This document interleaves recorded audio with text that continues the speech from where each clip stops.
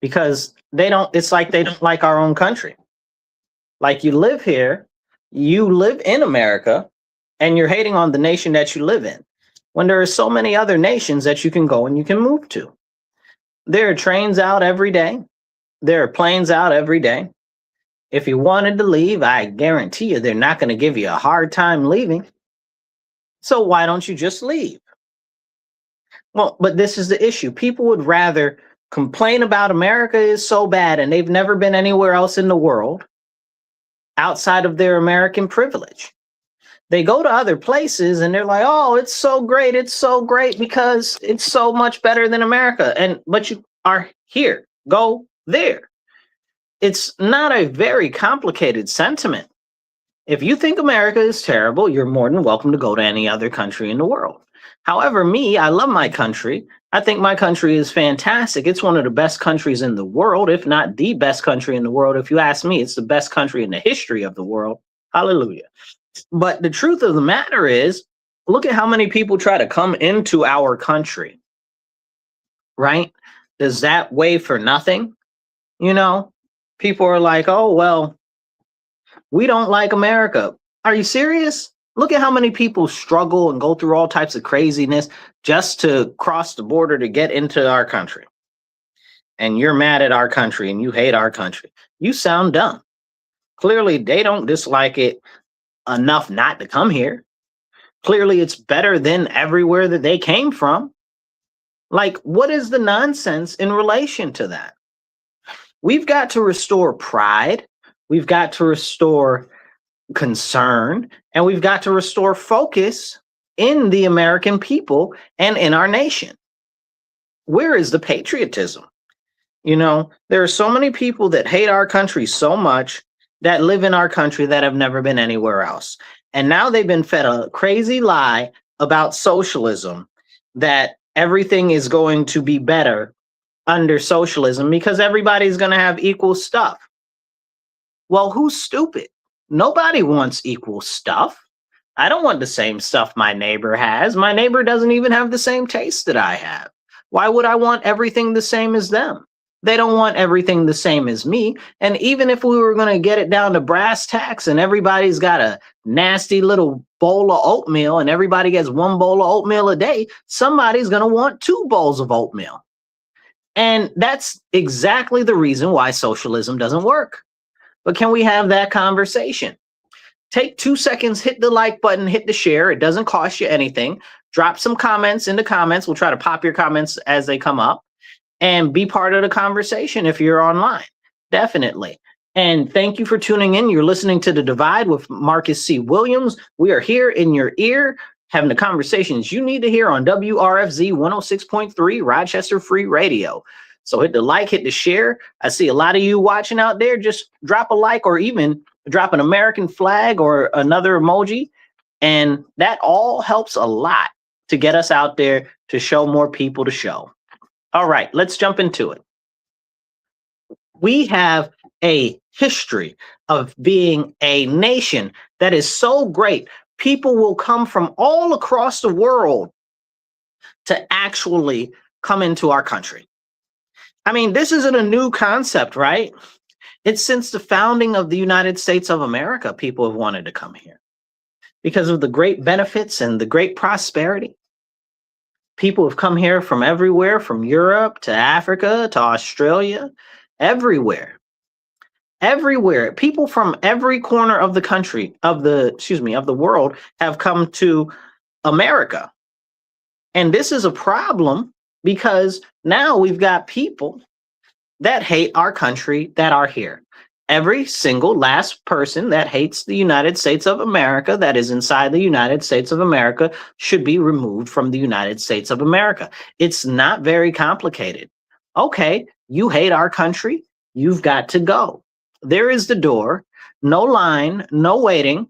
Let's get you out of here. You don't like it? Let's help you get gone. But now we're just patting people on the shoulder and telling them, oh, it's great that you dislike our country and you disrespect our country internally. What other nation could you go to in the world and they allow that? It's very frustrating. It's very, very frustrating. And I'll tell you this, I was talking to a lady today, and she was complaining about how we have a low birth rate in the United States. And she was like, that's why we need the illegal aliens here. I'm coughing because I like to choke when she said it herself, you know. And I said, what? I said, do you understand that we have a population issue because you and other people like you support baby murder? And I know that might be a controversial topic to some people, but baby murder is not okay. And people say, oh, well, yes, it is. And it's this and it's that. And they'll make all the excuses for it. Okay, well, but you can't say that you support that and then complain that we should keep these people because we don't have enough people.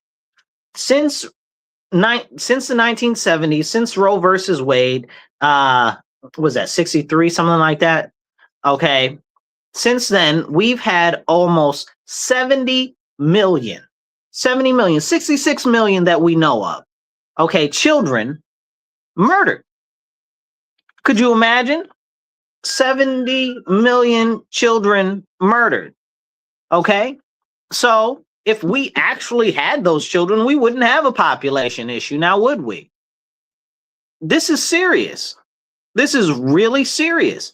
But you're like, oh, we should keep actual illegal aliens here because we have a serious issue with population. Maybe if we stop killing our babies, then we won't have a population issue. And people will say, well, you know, poor people shouldn't have kids. That is a very concerning thing to say. You know who else said stuff like that? Hitler. Can we talk about him, Mr. Mustache? No, you can't say anything about that. You can't say that those things that these people are espousing, that they're holding up, are the same type of conversations and standpoints that Hitler shared. Now they're talking about, oh, any babies that might have deformities or maladies or might come out retarded should be murdered. What? Is that what we're doing? You know? Have you ever seen Man in the High Castle? They're like, they burned the cripples on Tuesday. You know, like it's like this was a thing that they did in Nazi Germany. They also practiced sterilization. And this is what people are talking about now. Now we have medically aided induced death that's up and running in New York State, where I am right now. And it's very concerning because, again, it goes to the depreciation of the value of life. And nobody wants to talk about that continued thought process. You wonder why they allow criminals all over the place and to run amok, but we've got it right now here in our actual integrated legal system and legislative system where you can kill babies and you can kill the elderly. So what's different than that from killing a person on the street? Please make it make sense. This is a very concerning conversation. But if we have a full conversation on this, a lot of people will start to get angry. But if the value of life is nothing, then no life has any value. We've seen that they are perfectly okay with mutilating children and stuff like that, and gender reassignment, and what's the other word what do they call it? Gender affirming and stuff like that. That's not gender affirming. You came into the world in the right body. You changing it, mutilating it, contorting it in any type of way. It isn't gender reaffirming. It's attempted gender erasure or gender rewriting. And you can't rewrite gender. But they'll say, oh, well, there's a difference between gender and sex. No, there's not. Stop playing. There never has been. That's just some new concocted nonsense that they want to push out there so that people feel like it's good. And it's not. It's really not. I think that one of the worst things that we've ever done is diminish the concept of what life is. And here's the deal. If babies don't matter and the elderly don't matter, then nobody matters, right? Because that's the early age and the late age. So if you don't have babies, nobody is in between. If you get rid of the elders, there's no elders.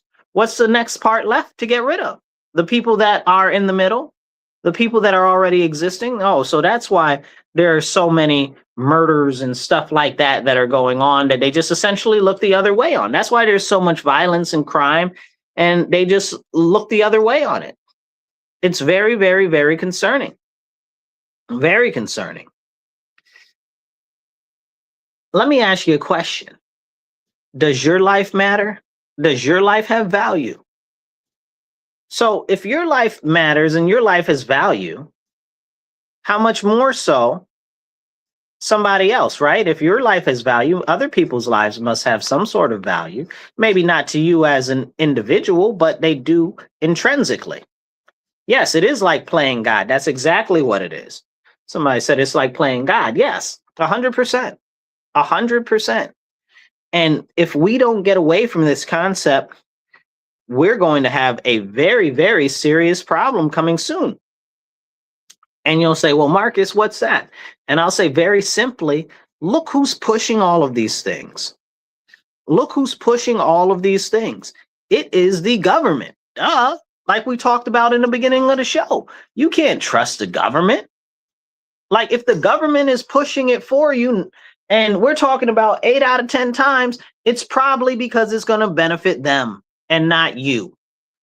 1 out of the 9 times it might benefit you and them. And then the other time it's not going to benefit nobody. Somebody's just paying them to do it. And it's probably benefiting a foreign country.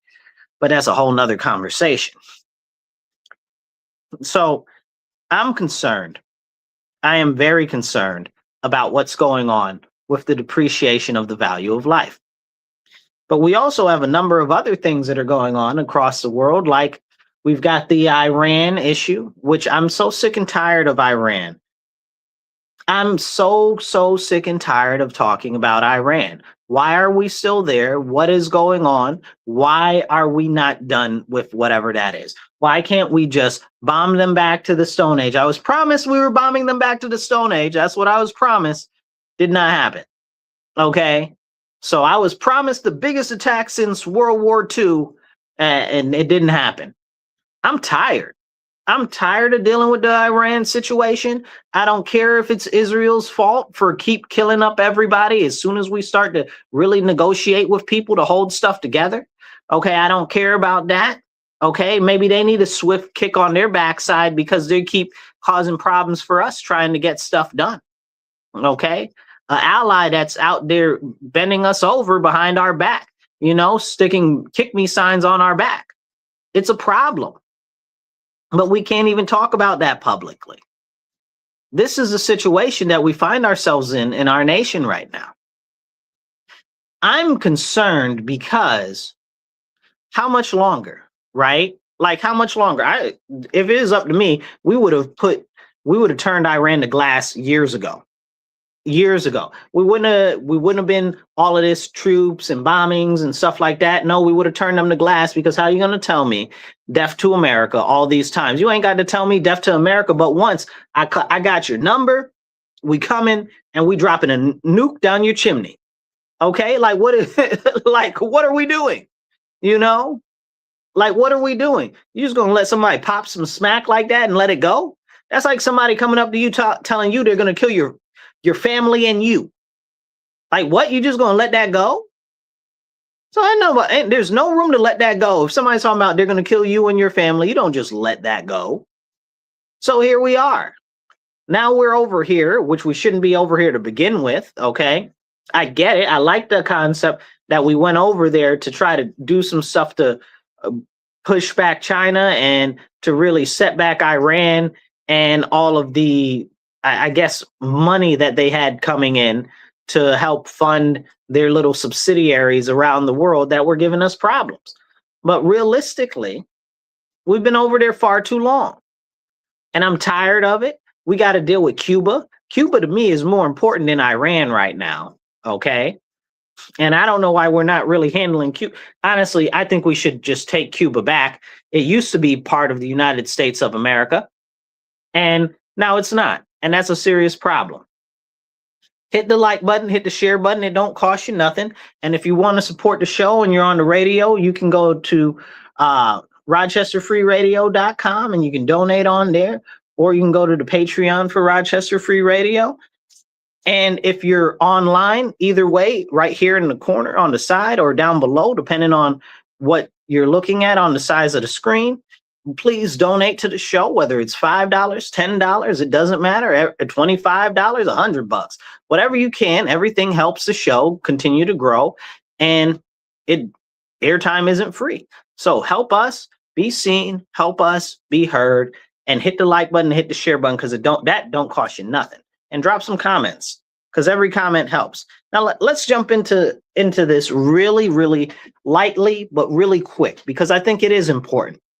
We're negotiating with Iran. Iran says they're not negotiating with us. We're like, okay, yes, we are negotiating with them. The president's like, I don't know what these people were talking about. We're not negotiating with them, because it's 50 different splinter groups right now, right? And if we really bomb Iran too much, it's going to even cause a bigger problem, because there will be even more splinter groups and nobody knows who controls the weapons or anything like that.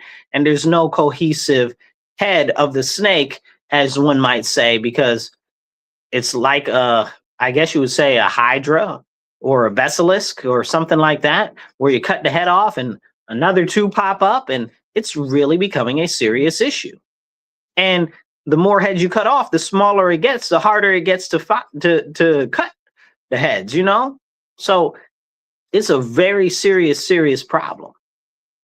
And where is the end goal over there? I don't know.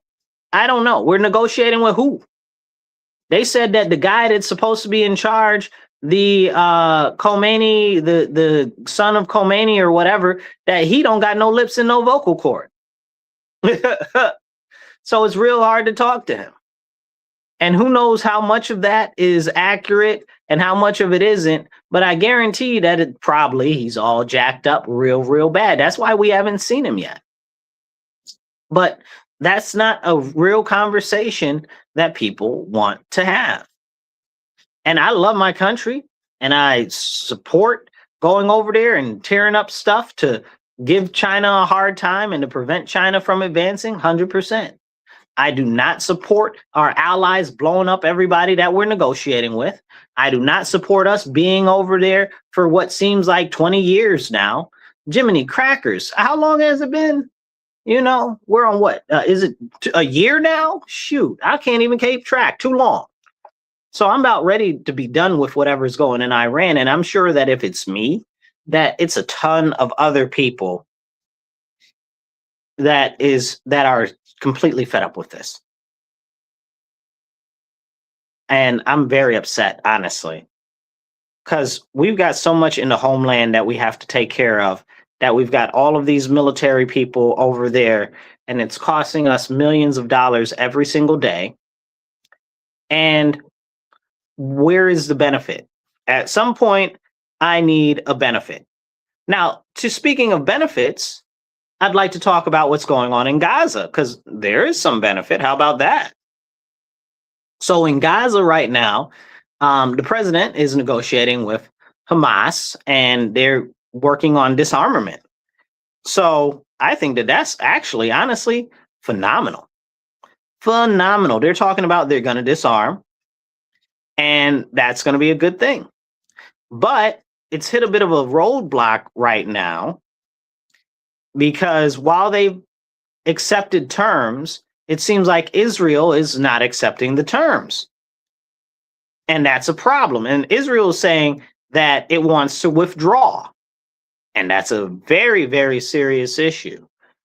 So if Israel withdraws from the conversation and the talks before everything is settled, then what does that mean? They continue to get to blow up people and do whatever they want? It's concerning. It's concerning. And also Israel, by the way, they said last week, they're going to blow them up anyway. And that's concerning. Like, are you serious? Nobody wants to disarm first. Israel's supposed to pull out of there, and Gaza is supposed to be their own free zone, and Hamas is going to disarm, and all of this and all of that. But The question is who's going to do what? So we'll see if there's going to be a reinvigoration of conflict in Gaza sometime soon. But the United States is doing everything it can to put that baby to bed. Okay. Which is interesting because you see all of these so-called pro-Palestinian people out here acting all crazy. Really, they're all domestic terrorists. Okay, they're anti-American and anti-Christian. They don't give a flying monkey's uncle about Palestine. Or they be cheering the United States on, as we have continued from the beginning of this whole thing, to try to work out a peaceful resolution to it. But no, they don't want that because, the US and Israel are in bed together or whatever the case is. Come on, stop. Come off it. Come off it. If that's the case, then you're saying that you hate America too, and no matter what America does, nothing is going to be good enough for you. You're going to just hate America anyway. And that's not acceptable. That's not acceptable at all. A couple of other interesting things is the Chinese visas have been cut for Chinese students in the US. And that's something that I'm very happy about. Oh my goodness. They said they cut them by like 75%. I don't know if that's true, and we'll see what the final numbers are. But it seems like they've revoked almost 180,000 visas already, and they're stopping more from coming in. I said that's a beautiful, beautiful thing.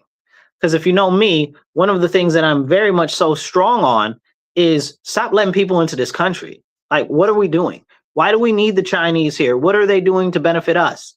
We bring all of these people over here on student visas, and it's something crazy like 98% of them return home, after school. 98% of them return home after school, I think in the first 3 years. And then it's like 85% of them are gone within the first 10. That's the numbers that are left, right? So it's diminishing numbers, right?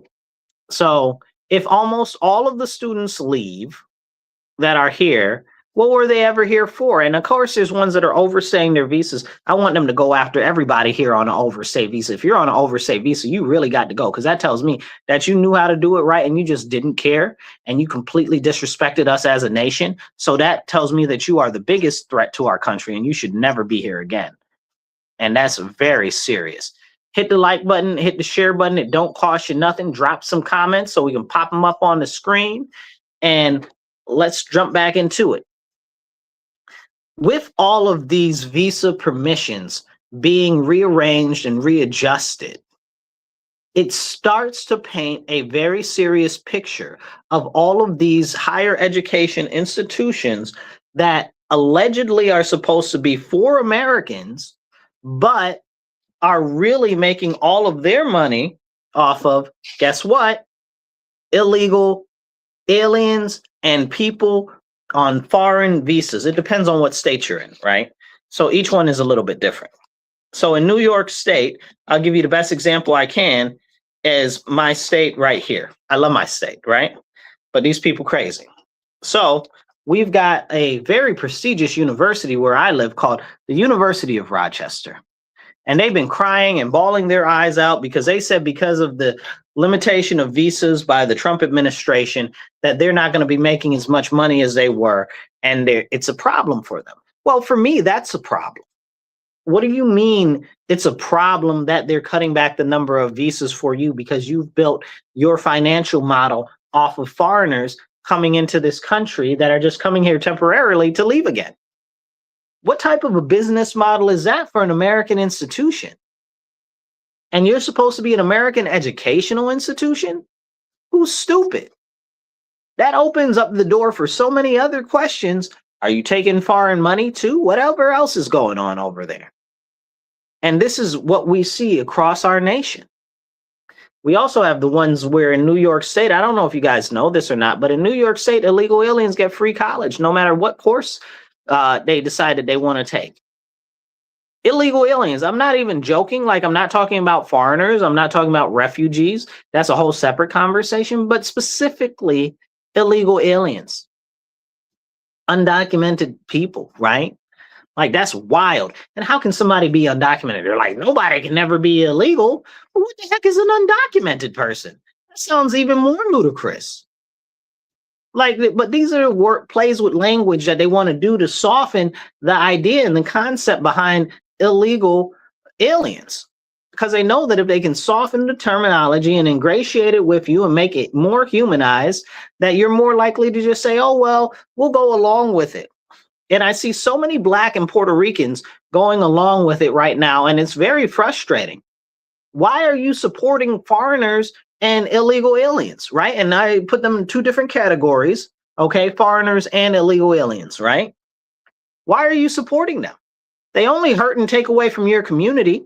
I was having a conversation with this Puerto Rican lady yesterday, man, and we were at the store, and this lady bought like all of the butter. Like all of the butter. This lady had like 3 carts of butter, okay?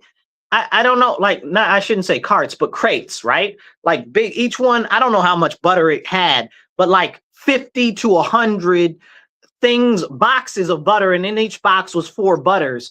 And so how many is that? Okay, that's a lot.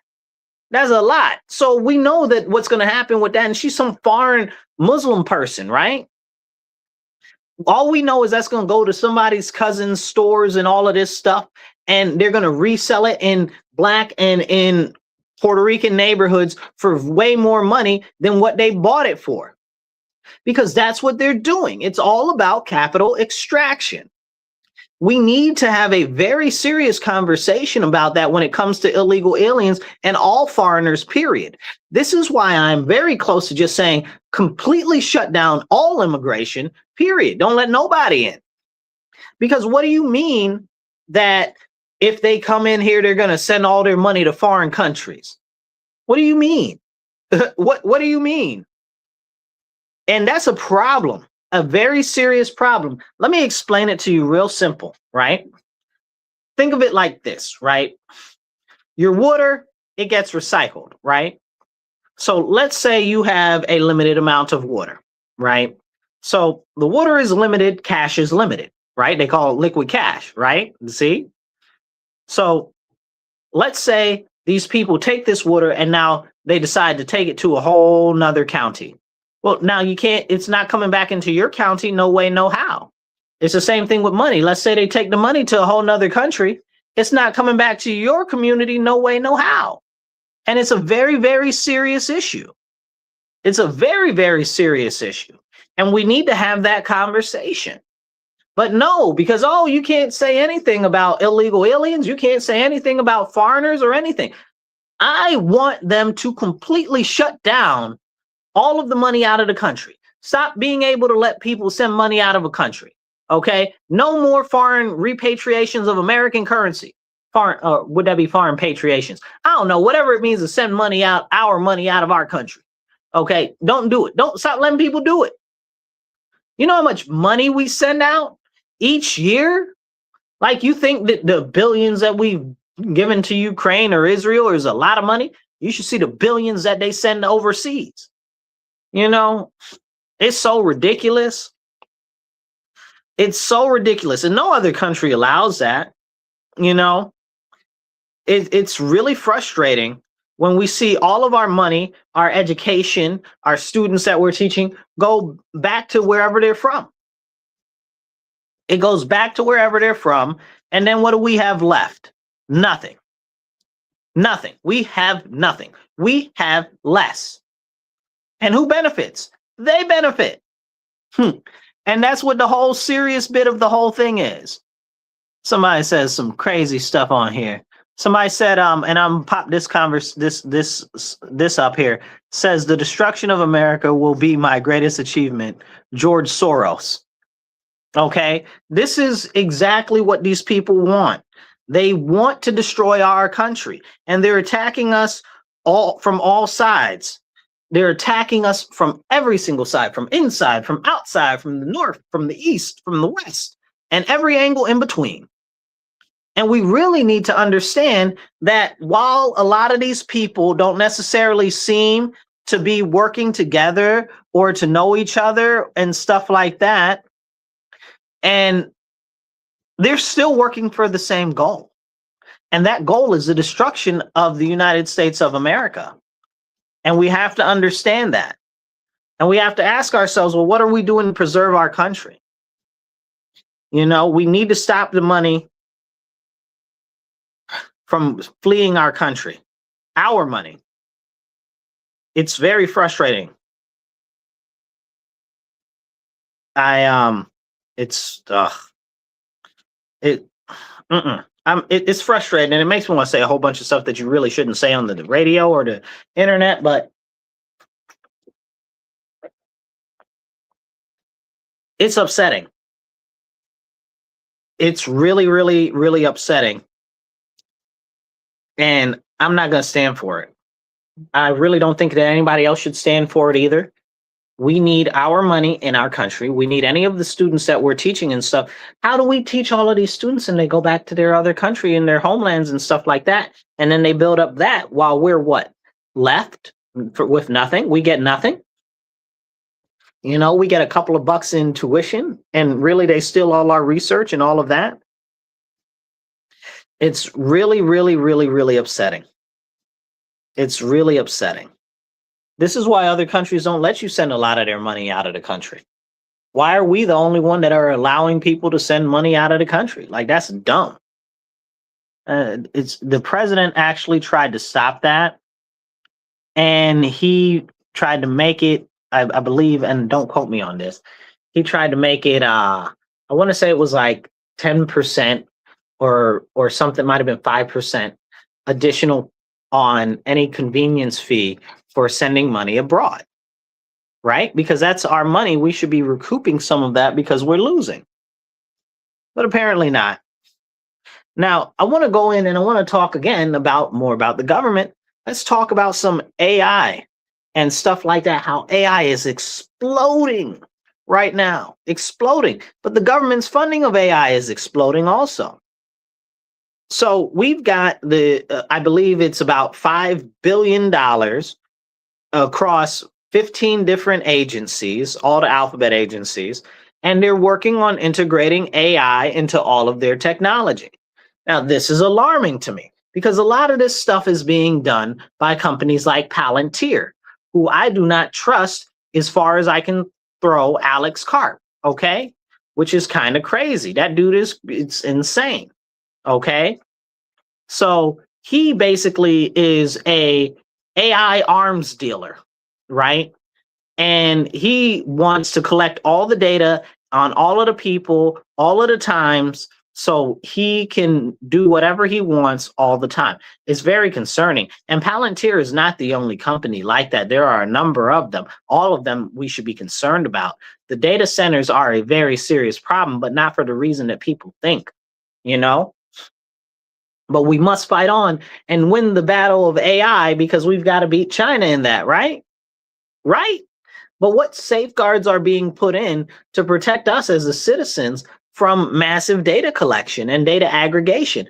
And that is a very serious conversation that nobody wants to have. That's a very big problem. Can we talk about mass data aggregation and how many data points that the government is starting to collect on everybody? And how that should be alarming everybody, because that not only makes you have no privacy in the real world, it means you have no digital privacy. And it just completely erases your constitutional rights. So this is a serious issue. We can't really talk about that because people don't want to. But on the tip of everybody's tongue right now is flock cameras. And if you've been listening to me for some time, I've been talking about biometric scanning. And I've been talking about these cameras and stuff like that for the last couple of years. I've even submitted legislation on the city level to work on stopping biometric scanning in public. But these people don't want to move anything forward because they don't want to change anything that'll actually help our people. And people are like, yeah, we need more government, more government. The government doesn't give a lick of spit about you. It's up to us to steer the government, not the government to steer us. What do they say? They say, don't let somebody else drive your bus for you. Well, the government's driving our bus right off a cliff for us. So it's up to us to stand up and say, no, we don't want these things. No, we don't want a ton of solar panels on all of the farmlands in our countryside. What? Like, what are we doing? Like, but in New York State, you don't have any choice. Okay. ORES does what it wants. The state government does what it wants. Okay. And we need to be very understanding that if they do it on that, you can just forget it about your data privacy and tracking. I'm concerned about the flock cameras, but I'm also kind of glad that the people understand about the flock cameras, but there's so much more other surveillance going on. All of the surveillance and this being networked together and all types of stuff. Now, to go back to the AI in the government usage, they used to have these things called FBI profilers, right? Where they would have to build a profile on you based on your character, based on who you are, the people you hang out with, where you go, what you do. And the more data points that they had, the easier it was to predict your movements, who you are, what you're likely to do, and stuff like that. But now online, we have a whole thing. It's called a profile right on the internet, and everybody puts all their stuff on there. Now, if that wasn't scary enough, now you got these things in the government looking at what your family history is, what your medical history is, what your social security stuff is, what your this is, what your that is, the school loan you applied for 20 years ago, the this, the that, the third, and all of this. And all of it's weaving it all together like one complete piece of fabric to create a giant picture of you, right? But with all that data, what can you do? Mass aggregated data of any individual is dangerous because then not only do they know where you are, they know what you're likely to do, which means that they can make you do things that you wouldn't even know. And it would be like the hand of God just nudged you in that direction. It's kind of like when the FBI works these people into committing these terrorist acts. Like they try to sell them weapons or bombs and stuff like that. And then they were like, we caught a terrorist, but you made the terrorist. You've been working to talk them for months or years into trying to commit some sort of a grievous thing, implanting thoughts and kinds of information into their heads to try to get them to maneuver in a certain way. So if they do that to them now, and we know that that's something that commonly happens, how much more when they have more data on you, when there's more things are controlled by computers where they can more easily drop pieces of breadcrumbs for you. But, you know, it's too much like having a serious conversation. And I appreciate being able to have these real conversations with you because not a lot of people want to actually talk about them. I'm very happy that they caught a number of baby mills that are in the United States, some that are in Texas. I heard there was one in New Jersey. I didn't get a chance to look into that before the show, but I heard there was one in New Jersey that they just busted with like 100 Turkish people that had come over here to give babies, to give birth. Craziness. But this is, again, why we need to focus on the homeland.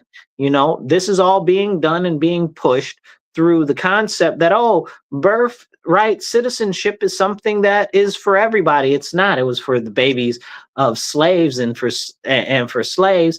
And it got warped and it got contorted because it's beneficial to foreign nations. And this is the problem. Foreign nations are all up and in our government. Then we've got these crazy people, again, like I was talking in the beginning of the show, about all of the emotionalism in the United States of America.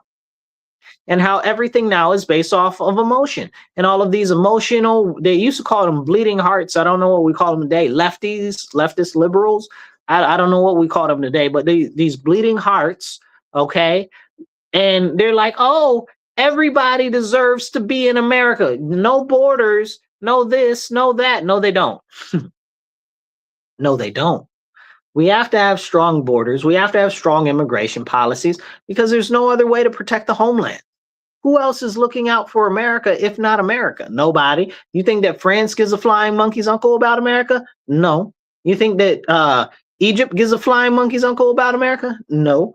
Do you think that Argentina gives a flying monkey's uncle about America? No. No. They only care for us about how much we can do for them. And it's straight like that. Drop some comments, hit the like button, hit the share button. It don't cost you nothing. And you are tuned into The Divide on WRFZ 106.3 Rochester Free Radio. Tell your friends, tell your family, tell everybody to tune into The Divide, 2:30 to 4 p.m. every Monday. So also, if you guys want to help out the show real quick, look on either side right there or down below. You can see how to donate to the show. We've got Cash App, Venmo, PayPal. Donate, do what you can. $5, $25, $125, whatever you can do. All of it helps the show so that we can get more airtime and get more stuff out to you. So do that, and definitely hit the like and the share button because it don't cost you nothing. Now, let's jump back into it. So we're talking about these bleeding hearts that don't want anybody to be booted out of the country, and they want to let everybody in because, you know, open borders are the greatest thing since sliced cheese. It's nonsense. Or they'll tell you, oh, well, we're a nation of migrants and stuff like that, or immigrants, or whatever they want to call it this Tuesday. Listen, all of that's nonsense, perfunctory nonsense that they use to try to cultivate language, to use it to meticulously reorient the way that you think so that you'll be more amenable to what they're trying to sell you. Don't buy what they're selling you, right? Because these people aren't coming in here for our benefit. They're coming in here for a self-benefit. And who benefits? Them, their people, not our country. Not our country. And then people say, oh, well, you know, they're all working, they're doing the work that people don't want to do. Nobody wants to do farm work and stuff like that. What do you mean nobody wants to do farm work? How many farm jobs do you think there are in America? We got over 30 million illegal aliens, and you talking about farm jobs?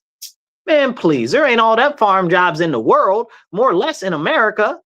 Craziness, crazy. And are you saying that's all they can do is low-level entry type of work? So you mean that they're competing with our students that could get any type of job after they get out of school? So now you've created artificial competition for our own people. Why would you do that? Why would you cut your nose off to spite your face? Why would you do that? But that's too much like a real conversation. And again, it goes to the softy soft, lovey-dovey feelings that these people get from trying to tell you that they're so great because of their whole standpoint that we're self-righteous and we're going to stand on what we believe because it's right because we said so. What nonsense? What are we even talking about? What are these people talking about? It's crazy. It's really crazy. And it's upsetting, right? It's upsetting because if we don't do something now, when is anything ever going to change, right? We just let everybody in. We let them completely change our culture. We let them completely change our language until we look like what? England? Where they've got all types of signs in all types of different language instead of English? Like we speak English in America. In England, the country that the language is named after, they got signs in foreign languages. Make it make sense. What are we doing to ourselves? Why are we doing this to ourselves? And I know somebody's going to get mad at the next statement I said. Good for them. The next statement I got for you is there should only be one language spoken in the United States of America, and that should be English, and there shouldn't be no other languages in the United States of America. Okay? No forms, no signs, no nothing. And I stand on that. And I know somebody's going to get upset and they're going to be like, well, what about other people's culture and heritage? What about American culture and heritage? We got to preserve our stuff. Forget their stuff. What about our stuff?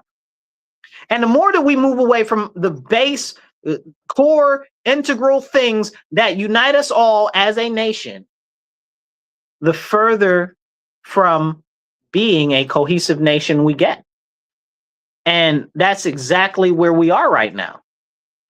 But nobody wants to have that conversation because, again, it's too much like right. It's too much like right. So we have to ask ourselves, if nobody's willing to stand up for us, who's going to stand up for us? It's got to be us. It's got to be us that stands up. We have to get involved. We have to advocate for ourselves. Where can we best do that? On the local level. My city itself is a sanctuary city. My city itself is allowing all these crazy illegal aliens to do whatever they want and all types of stuff. And I'm readily pushing back against that. But most people won't come out to city council meetings. They won't go to school board meetings. They won't go out and they won't address the serious, crucial issues where they are. You know, our mayor passed some unconstitutional nonsense by a single, I guess what you call it, an executive order. Okay, talking about you can't limit it. We're going to limit your ability to fellowship in groups more than 10 in public spaces at nighttime. What unconstitutional nonsense is that? And is anybody out here that's screaming no kings, no kings? Is anybody out here screaming no kings about that? No. It's only about Trump. It's only about Christ. They don't want Christ. No kings is completely about no Jesus. That's what these people want. That's the one thing that unites all of them. All of them are anti-Christian. That's what it is. They're anti-Christian, they're anti-American, and they hate you and they hate me. And we need to be pushing back against these people because they're nothing more than a vile, evil contingent that is doing whatever it can to push back against us and preserving our nation. Why? Because it makes them feel good, or because they feel bad about themselves. So now they have to help by destroying our nation. It's ludicrous. It's ludicrous. It's ludicrous. Now, to point out on how much these people hate Christians, right where I live, okay, not too far from me, maybe about 10, 15 minutes, is the town of Brighton, right? It's right on the outskirts of our city. And in the town of Brighton, all the time you see these pro-Palestinian, anti-American, anti-Christian, anti-Israel, anti-Jewish protests, right? Now, Brighton is largely a Jewish town, and this is going to get very important topic of this conversation in a second. So Brighton is a heavily Jewish town, and you got all of these anti-Jewish, anti-Israel, anti-American people out there protesting, right? Protesting against Jews, right? Protesting against Israel, protesting against America, protesting against Christianity.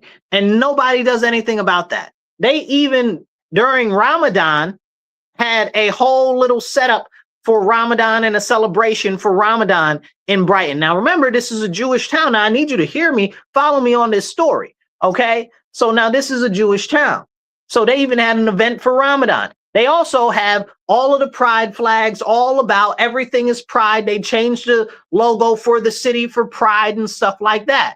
More anti-Christian nonsense, anti-Christ garbage. But the point is that they allow the Muslims to have their little celebrations publicly there. They allow the alphabet people to have their little public celebrations there. They allow the Jews to have their little public celebrations and their menorah lighting over there in 12 corners. But for the last 3 years, a guy has been trying to get them to put a nativity scene there that's going to be a privately funded nativity scene, and they won't let him do it. Okay? They won't see him. They won't return his calls. They won't return his emails. They do not want this to happen. And you have to ask yourself why. Why? Because they're all the enemies of Christ. Full stop.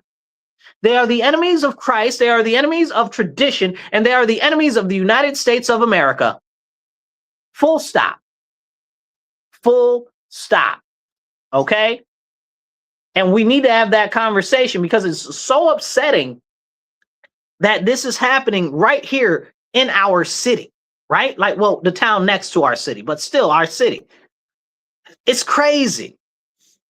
And who's speaking up and who's saying anything? You know how I found out about that? I found out about that from a Christian site that tracks anti-Christian stuff that happens in our country. I didn't even hear it on the local news. How did that not get on the local news? What happened? I still haven't heard it on the local news. I found out, like, what's today? Monday? I found out Saturday at like 11 p.m. at night. You understand what I'm saying? So I still haven't heard it on the news. Why haven't I heard it on the news here locally? It's a federally filed lawsuit. Why haven't I heard anything about it? What's going on? You understand? So these are the serious conversations. These people hate Christians. They hate America. They hate our way of life. And they're going to do anything that they can to upend it, to change it over, and to warp it and contort it into whatever they want to that is against Christ. And that's it. That's exactly it.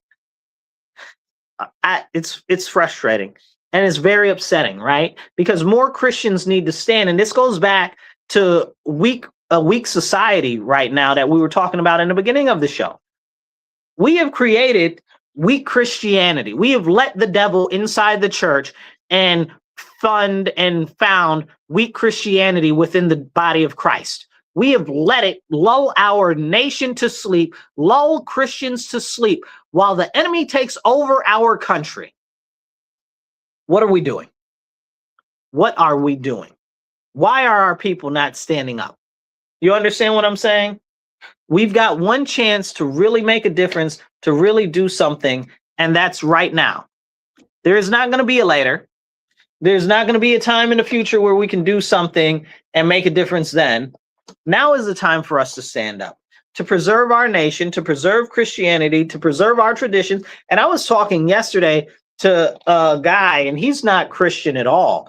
And we were talking, and he was like, yeah, man, that's messed up what's going on in Brighton. And I said, you know, the most important thing for us to remember is that even if you're not Christian, we need to make sure that we understand the benefit of Christianity in our nation.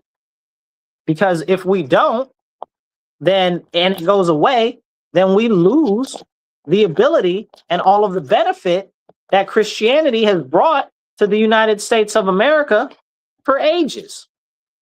But that would be too much like right and too much like a real conversation. And far too few people want to have that real conversation. Why is Christianity so important to America? Because we are blessed by the Lord our Father, the Holy Spirit, and Jesus Christ, because we have always been very close in ties to that. But now we can't have that conversation, because if you say that, you're anti this, you're anti that. You can be anti everything else, but you can't be anti-Christian. So when I posted about that online, about them denying the nativity scene and stuff like that, people were saying all types of crazy, rude conversations and stuff like that. Oh, cry more. Oh, Christians are the bad ones. Oh, world's smallest violin. Oh, this, oh, that, and some really serious stuff that I can't repeat on the online or on the radio. So it's ridiculous. It's ridiculous. And what's happening? This is just allowed to go on. This is absolutely okay. It should show you exactly how much they hate Christians. And until Christians stand up, nothing's going to change. And until we stand up, our country's going to continue to go down the drain. 1 second.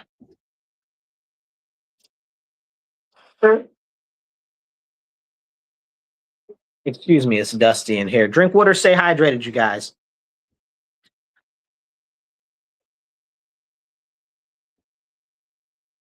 Hit the like button, hit the subscribe button, hit the follow button. It don't cost you nothing. Let's jump into some other stuff really quickly. Okay. Here where I live, I love where I live. But like I said, that issue with Brighton and the anti-Christian nonsense is insane. That is also going all around our nation right now. All of these magical church fires, all of these church break-ins, all of these stealings of the statue of Mary, right? Like, I'm a Protestant. I'm not, I guess I'm a Protestant. I don't even know.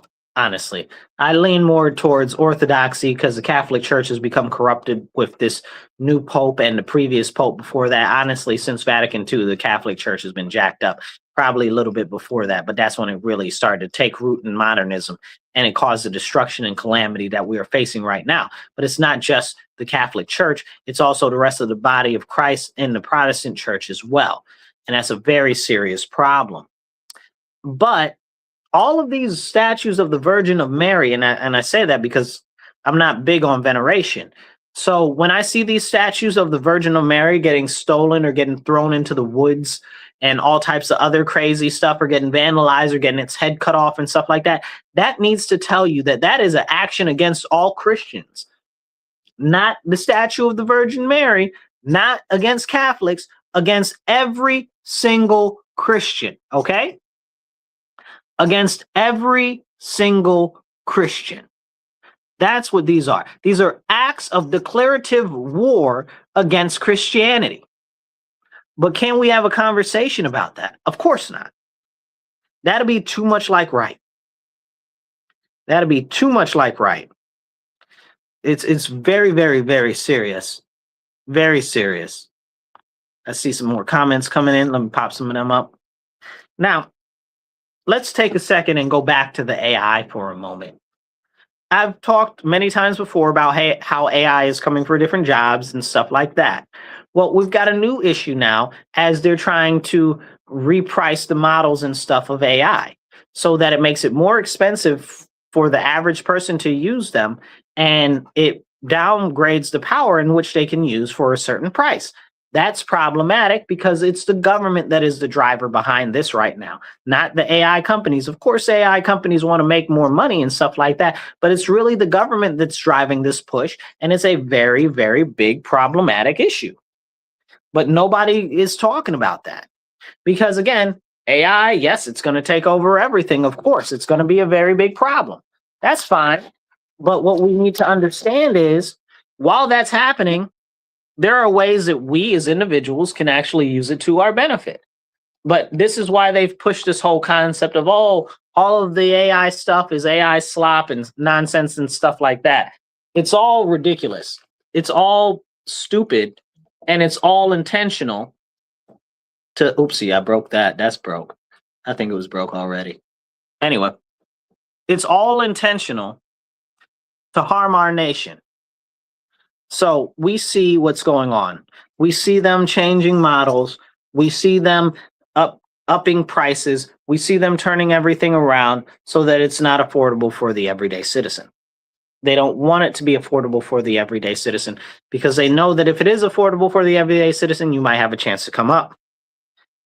Now, if you look at there was a study done, it was about 141 countries. They found that with the AI growth, it's very likely to cut a lot of white-collar jobs, So these are the more upper-end type of jobs and stuff like that. And people aren't really paying attention to that, you know? That's not like somebody that is middle class or in poverty or something like that. Most of these people in these higher level jobs, like they don't know what it's like to be poor. They don't know what it's like to have hardship. A lot of them. So that's going to cause a lot of massive confusion when those jobs start getting cut. It's really concerning because at the same time, while those are going to start getting cut, which we've seen Google cut like 15,000 jobs, something crazy like that so far. We've got all these, Anthropic is cutting jobs and stuff like that. Amazon's cutting jobs because the AI is becoming more and more efficient. It's a very, very serious situation. It's a very, very serious situation. And people aren't paying attention to it. Customer service jobs, the AI, have you heard the AI? The voice AI? Man, it works really good. Pick up a phone call, have a whole conversation with you real good, and it'll only get better. In another year, voice AI will be so good that it could probably do pretty much any call center job as good as most people. And let's be honest, most of us don't like calling into a call center to begin with because it's terrible customer service. So if the customer service is already terrible, which I'm going to give a shout out to LG because they have had the best customer service I've ever experienced in life. I don't know, drop some comments about your great customer service calling into a customer service station from different places below.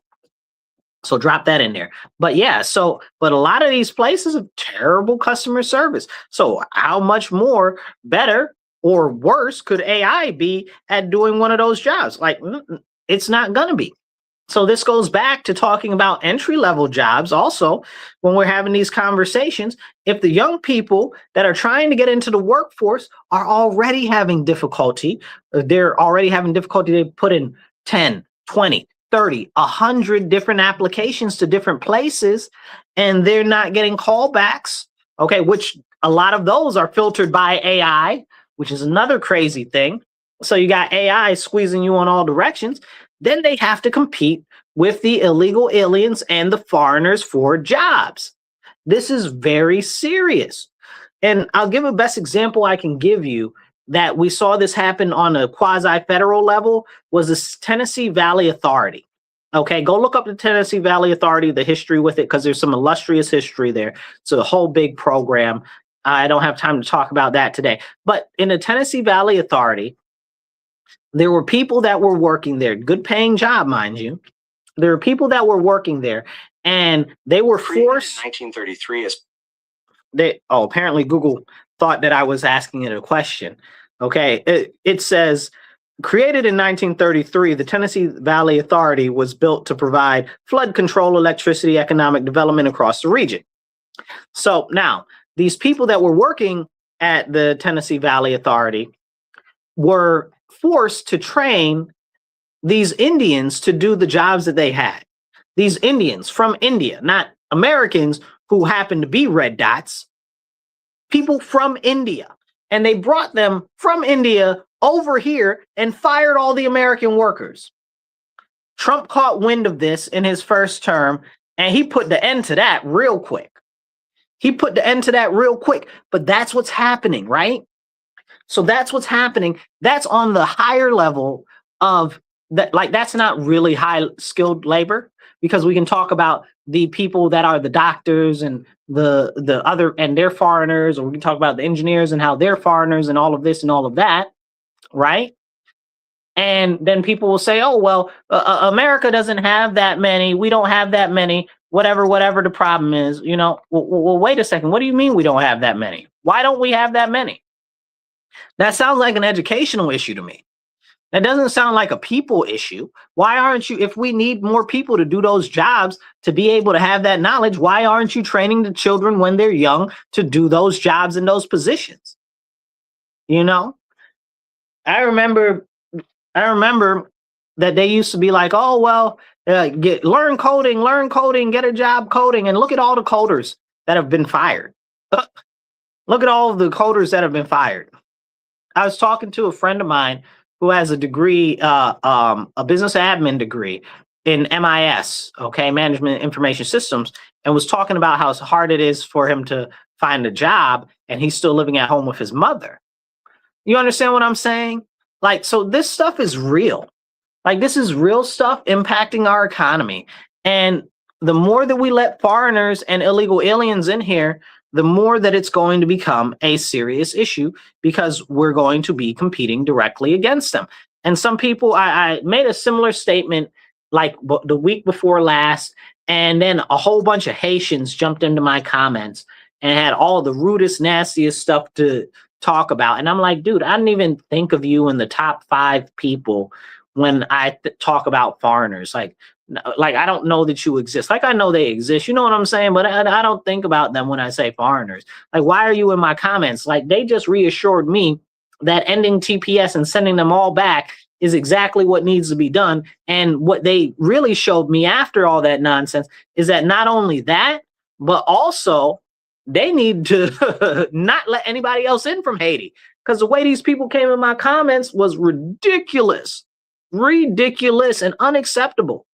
You know, like, if you're definitely not making the case for why we should keep you here, you made the whole case for why we should get rid of you. And it's very concerning, because it just shows you how much these people think that they're better than you, and the reason why they send all of the money that they get out of the country, and it impoverishes our nation.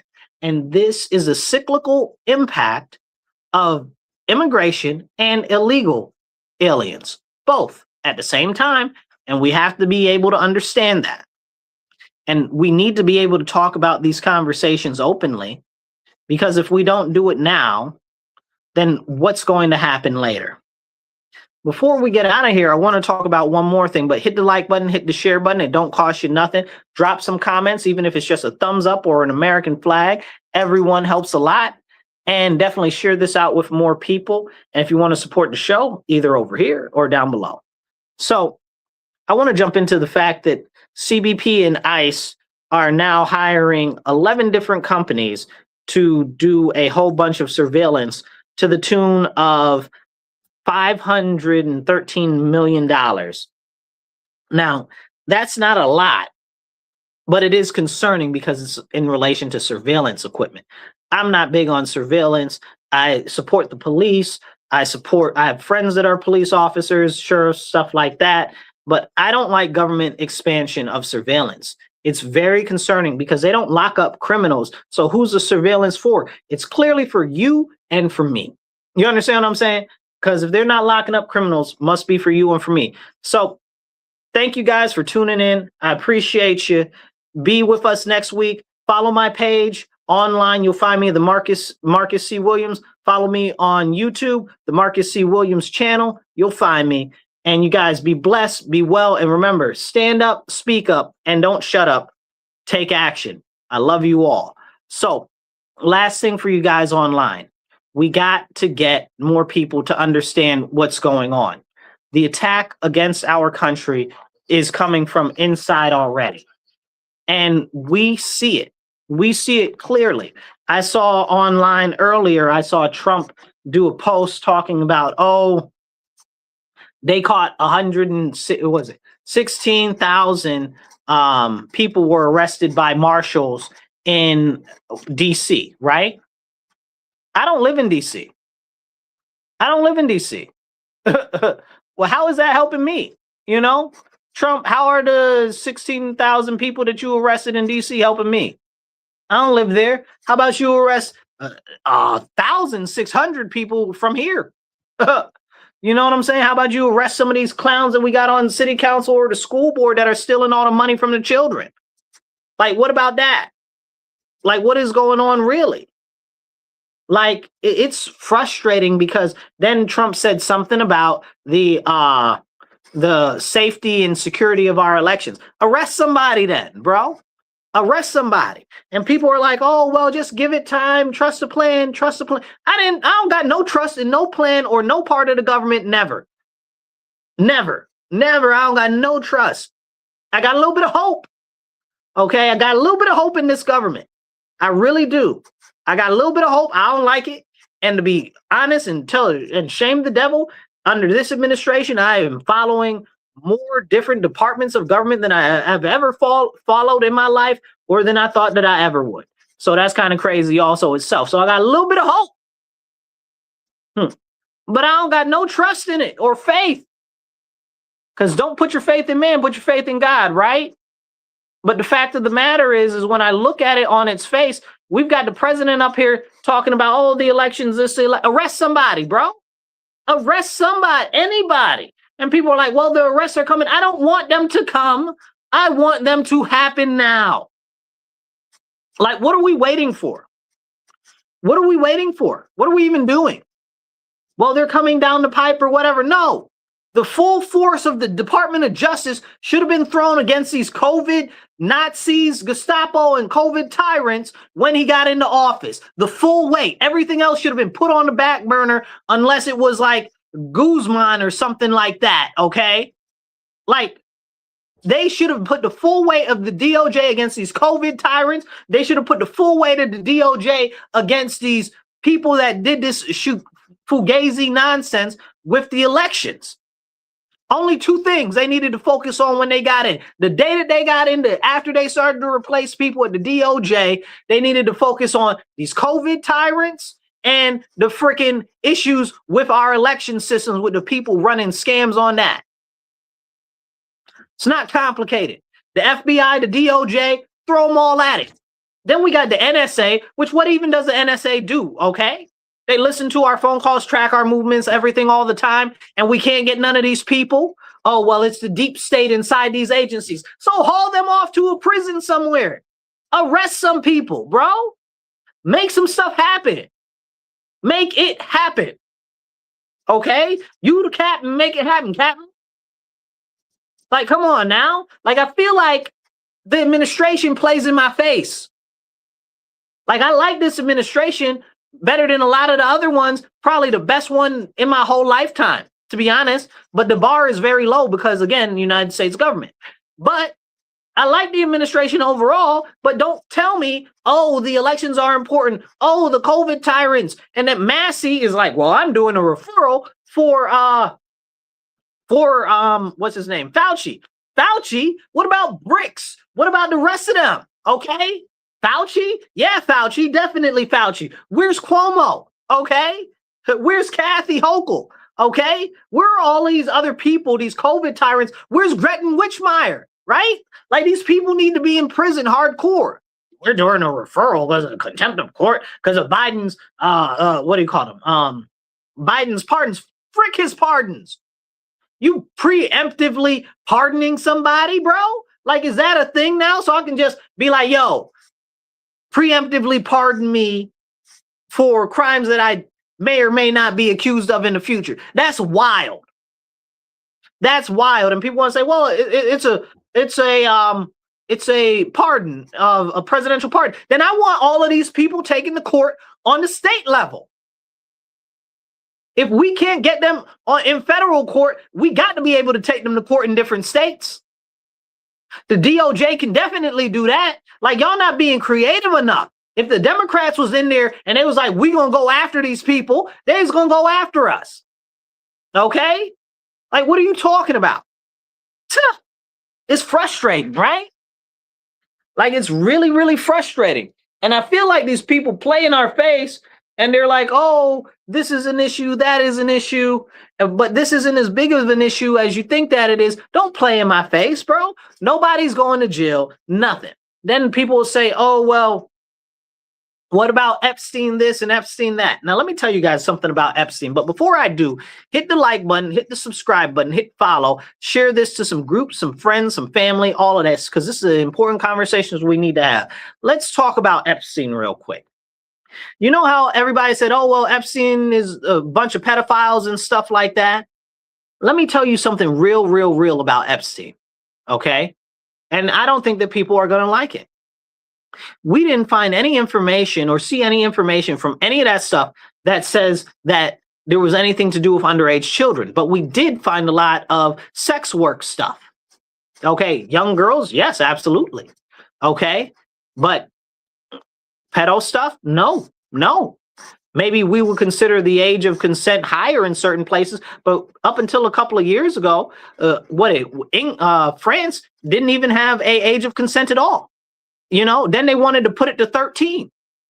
In most states, in a lot of the states in the United States, it's still 16. So we have to have a serious conversation about that. And I bring this up because people want to, it's intentional recrafting of crimes, right? To misdirect you. We know that he was a bad man. We know that he was doing sex work and stuff like that, had people doing sex work and stuff like that. But the most important thing that we know is he is a financial criminal. Epstein is a financial criminal. That's what he went to jail for, y'all. That's what he went to jail for. Not pimping prostitutes. He went to jail for financial crimes.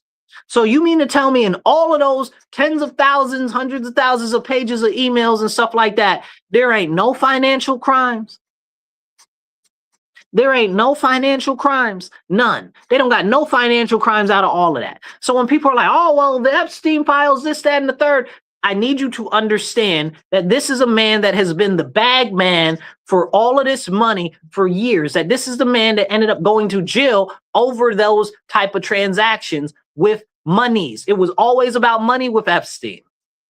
And you're telling me with all of this information that came out, none of it is about any type of financial stuff to put anybody in jail over any financial stuff?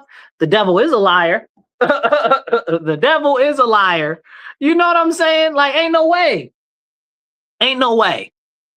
All of that stuff came out and there's no extra financial crimes, no financial improprieties. Who's stupid? You'd have to be a fool.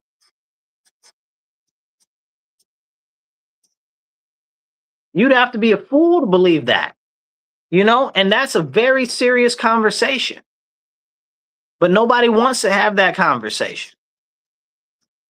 And if we have that conversation right now, can it be a real conversation?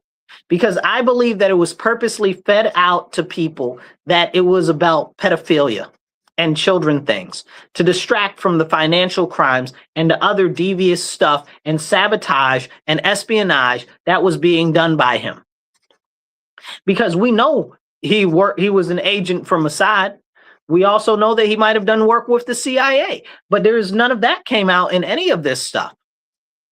There's some light connections that might make it seem like that, but there's nothing really tangible that you can take somebody to court, file against them for. So none of that, no financial crimes.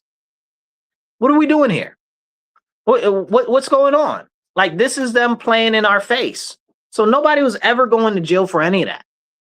Nobody was ever going to jail for any of that. So they're like, oh, well, all these pedophiles. Listen, what happened? Do you want to talk about pedophiles? What happened to John McAfee? What happened to John McAfee? John McAfee was like, all these people is pedophiles. I got the files on them. They killed that man, blew up his hotel, blew up his house where he said that he had extra files that were going to be released. Blew up his house. And this was after chasing him around the world for like 5 years. You understand what I'm saying? Like, people need to wake up. You want to talk about the pedophiles and stuff like that? Look at Tim Tebow.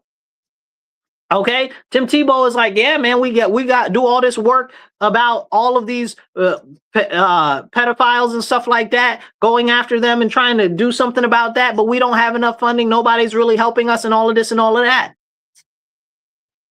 Come on, man. There are people out there doing that actual work in relation directly to that stuff. Nobody goes to jail, but you know, Epstein. Like, it's crazy. It's crazy. I want you to go check out some of the interviews lately with Tim Tebow in the last couple of years. I think he might have done one with Sean Ryan, and I forgot the other person that he did one with. I can't remember. Was it Patrick Bet-David?